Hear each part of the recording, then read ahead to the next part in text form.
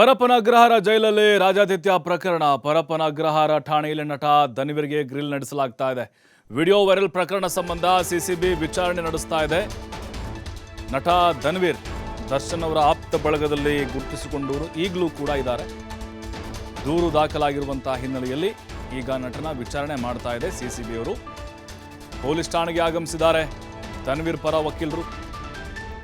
ವಕೀಲರ ಜೊತೆಗಿದ್ದಾರೆ ಆರೋಪಿ ದರ್ಶನ್ ಮ್ಯಾನೇಜರ್. ಠಾಣೆ ಮುಂಭಾಗ ಧನ್ವೀರ್ ಆಪ್ತರು ಕೂಡ ಹಾಜರಾಗಿದ್ದಾರೆ.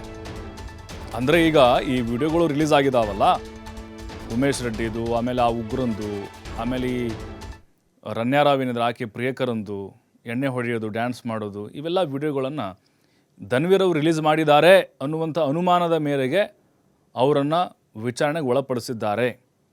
ಇವರೇ ರಿಲೀಸ್ ಮಾಡಿದ್ದಾರೆ ಅನ್ನೋದು ಇನ್ನೂ ಕೂಡ ಕನ್ಫರ್ಮ್ ಆಗಿಲ್ಲ, ತನಿಖೆಯಿಂದ ಗೊತ್ತಾಗಬಹುದು. ಮತ್ತಷ್ಟು ಮಾಹಿತಿ ನಮ್ಮ ಪ್ರತಿನಿಧಿ ಸಂತೋಷ್ ಪಟೇಲ್ ನೀಡ್ತಾರೆ. ಸಂತೋಷ್, ಗೃಹ ಸಚಿವ ಪರಮೇಶ್ವರ್ ಕೆಲವೊಂದಿಷ್ಟು ಸ್ಪಷ್ಟನೆಗಳನ್ನು ಕೊಟ್ಟಿದ್ದಾರೆ. ಈಗ ಹಲವರ ತಲೆದಂಡ ಕೂಡ ಆಗಿದೆ. ಆದರೆ ಇಲ್ಲಿ ಮೇಲ್ಹಂತದ ಅಧಿಕಾರಿಗಳ ವಿಚಾರಣೆ ಆಗಬೇಕಾಗಿತ್ತು ಅನ್ನುವಂಥ ಒತ್ತಾಯ ಕೂಡ ಕೇಳಿ ಬರ್ತಿತ್ತು, ಬಟ್ ಅದಾಗಿಲ್ಲ. ಧನ್ವೀರ್ ಅವರಿಗೆ ಯಾವೆಲ್ಲ ಆಯಾಮದಲ್ಲಿ ಪ್ರಶ್ನೆಗಳನ್ನು ಕೇಳಿದ್ದಾರೆ? ಏನಾದರೂ ಕ್ಲೂ ಏನಾದರೂ ಸಿಕ್ಕಿರಬಹುದಾ ವಿಚಾರಣೆ ವೇಳೆ?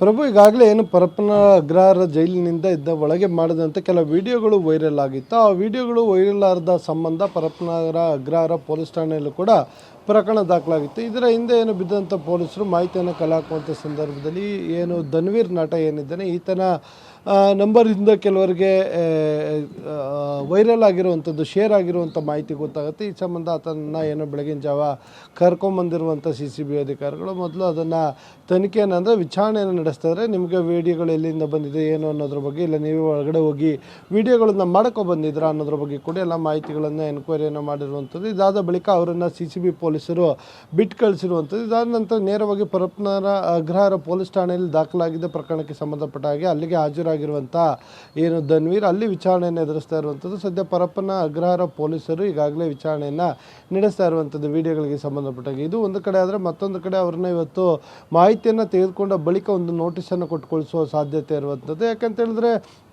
ಯಾವುದೇ ಒಬ್ಬ ನಟನಿಗೆ ಇಲ್ಲ ಯಾವುದೇ ಒಬ್ಬ ವ್ಯಕ್ತಿಗಾಗಲಿ ಈ ರೀತಿಯ ಜೈಲಿನ ಒಳಗಡೆ ಇರುವಂಥ ವಿಡಿಯೋಗಳು ಬಂದಂಥ ಸಂದರ್ಭದಲ್ಲಿ ಅದರ ಮೂಲವನ್ನು ಪೊಲೀಸರು ತಿಳ್ಕೊಳ್ಬೇಕಾಗುತ್ತೆ. ಹಾಗಾಗಿ ಅವ್ರನ್ನ ಕರ್ಕೊಂಡೋಗಿ ವಿಚಾರಣೆಯನ್ನು ನಡೆಸ್ತಾರೆ. ಇದು ಒಂದು ಭಾಗ. ಆದರೆ ಮತ್ತೊಂದು ಕಡೆ ಪೊಲೀಸರು ಅಂದರೆ ಒಳಗಡೆ ಭ್ರಷ್ಟ ಅಧಿಕಾರಿಗಳ ಕೈವಾಡ ಇಲ್ಲದೆ ಇವ್ರಿಗೆ ಈ ವಿಡಿಯೋಗಳು ಬರಲಿಕ್ಕೆ ಸಾಧ್ಯನೇ ಇಲ್ಲ. ಹೀಗಾಗಿ ಭ್ರಷ್ಟ ಅಧಿಕಾರಿಗಳು ಯಾರು ಅನ್ನೋದು ಇವರು ಪತ್ತೆಯನ್ನು ಮಾಡಬೇಕಾಗತ್ತೆ. ಸದ್ಯಕ್ಕೆ ಏನು ಇಬ್ಬರನ್ನು ಏನು ಮ್ಯಾಗೇರಿ ಮತ್ತು ಅದರ ಜೊತೆಗೆ ಅಶೋಕ್ ಭಜಂತ್ರಿ ಇಬ್ಬರು ಅಧಿಕಾರಿಗಳನ್ನು ಈಗಾಗಲೇ ಅಮಾನತನ್ನು ಮಾಡಿರುವಂಥದ್ದು ಗೃಹ ಸಚಿವರು.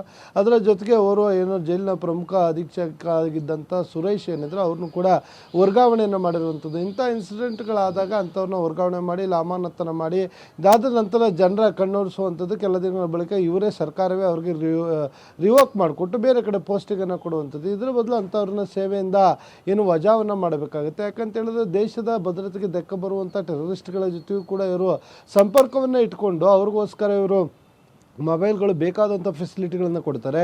ಮತ್ತೊಂದು ಕಡೆ ಗಡಿಯಲ್ಲಿ ನಿಂತು ಸೈನಿಕರು ತಮ್ಮ ಪ್ರಾಣವನ್ನು ಒತ್ತೆ ಇಟ್ಟು ಯಾವುದೇ ರೀತಿಯ ಟೆರರಿಸ್ಟ್ಗಳಾಗಲಿ ಮತ್ತು ಉಗ್ರರು ಒಳಗೆ ಬರಬಾರ್ದು ಅಂತ ಹೋರಾಟವನ್ನು ಮಾಡ್ತಾರೆ. ಆದರೆ ಇದಕ್ಕೆ ಬೇಕಾಗಿರುವಂಥ ಎಲ್ಲ ಕುಮ್ಮಕ್ಕು ಇಲ್ಲೇ ಸರ್ಕಾರಿ ಅಧಿಕಾರಿಗಳ ಕಡೆಯಿಂದನೇ ಸಿಗ್ತಾ ಇದೆ ಅಂದಾಗ ನಿಜಕ್ಕೂ ಕೂಡ ಇದನ್ನು ದುರಂತ ಅಂತ ಹೇಳಬೇಕಾಗುತ್ತೆ. ಇದೆಲ್ಲದಕ್ಕೂ ಕೂಡ ಬ್ರೇಕ್ ಹಾಕಲಿಕ್ಕೆ ಒಂದು ಮಾನಿಟರಿಂಗ್ ಸೆಲ್ಲನ್ನು ನಾವು ಈಗಾಗಲೇ ಮಾಡಿದ್ವಿ. ADGP ಹಿತೇಂದ್ರ ಏನಿದ್ದಾರೆ ಅವರ ನೇತೃತ್ವದಲ್ಲಿ ಸಂದೀಪ್ ಪಾಟೀಲ್ ಇರ್ಬೋದು, ಅಮರ್ನಾಥ್ ರೆಡ್ಡಿ ಇರ್ಬೋದು, ಹೀಗೆ ಹಲವರನ್ನು ಸೇರಿಸ್ಕೊಂಡು ಈ ಒಂದು ಟೀಮನ್ನು ಮಾಡಲಾಗಿದೆ. ಇವರ ಮೇಲುಸ್ತುವಾರಿಯಲ್ಲಿ ಮುಂದಿನ ದಿನಗಳಲ್ಲಿ ಇಂಥ ಇನ್ಸಿಡೆಂಟ್ಗಳು ಕಂಡು ಬಂದರೆ ಅಂಥವ್ರನ್ನ ನೇರವಾಗಿ ತಲೆದಂಡವನ್ನು ಮಾಡ್ತೀವಿ ಮತ್ತು ಇದೆಲ್ಲದಕ್ಕೂ ಕೂಡ ಸೂಕ್ತ ಒಂದು ಉತ್ತರವನ್ನು ಕೊಡ್ತೀವಿ ತನಿಖೆ ಮುಖಾಂತರ ಅಂತ ಗೃಹ ಸಚಿವರು ಸ್ಪಷ್ಟಪಡಿಸಿರುವಂಥದ್ದು. ಪ್ರಭು, ಥ್ಯಾಂಕ್ ಯು ಸಂತೋಷ್ ಮಾಹಿತಿಗಾಗಿ.